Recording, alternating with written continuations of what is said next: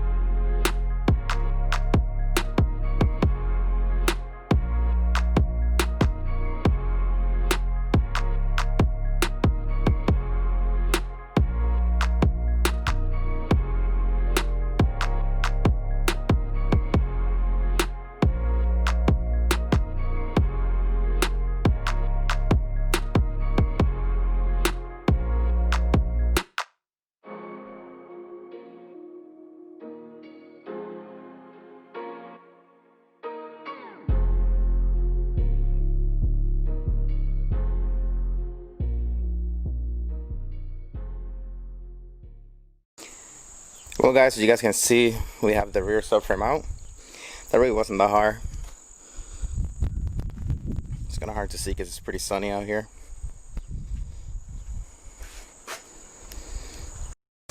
So all we have to do now is take the gas tank out, and then we're gonna start modifying the rear.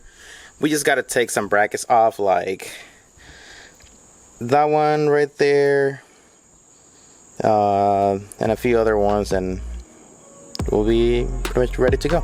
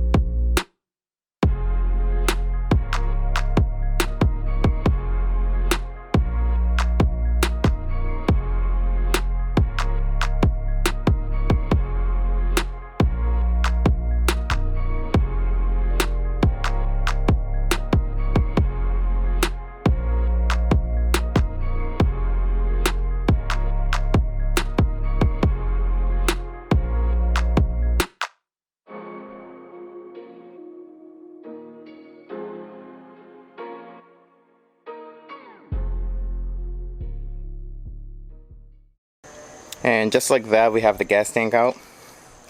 So the rear subframe is out, gas tank is out. Then now we just gotta prepare the rear and all that for the all-wheel drive swap.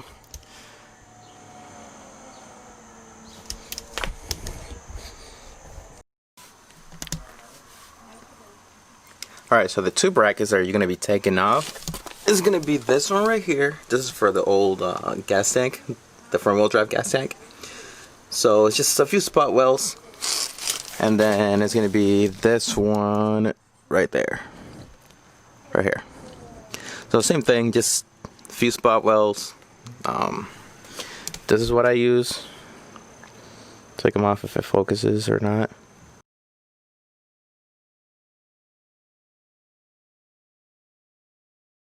Yeah. Also, for the gas tank, what I used, all I used was a 5/16 drill bit, and I drill all the way through. So it's gonna be here. I don't know if you guys can see, but if you follow the holes from the old mounting bolt for the subframe, front-wheel drive subframe, you're gonna go 1, 2, 3, and in front of the big hole, there should be a small hole. You can drill through it. For the front bolts, same thing. You're gonna drill all the way through.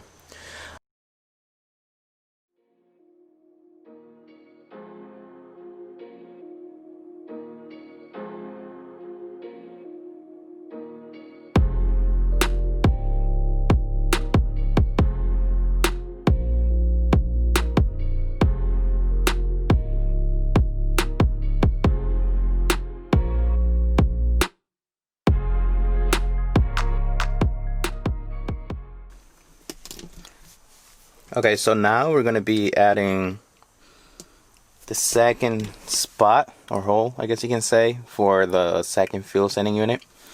So as you guys can see, since this is a front wheel drive shell, it only has these two. So that's where your fuel pump is at, and that's where the sending unit is at, the level or whatever you want to call it. Anyways, since it's all-wheel drive, the gas tank is divided into two because the drive shaft has to go through the middle. So as you guys can see, we already have this one, which is fine. This one, all we just gonna do is just use the block off plate. Now over here, I don't know if you guys can see, but you can see right here, that's where it will go. I don't know why, but my car has all this foam around it.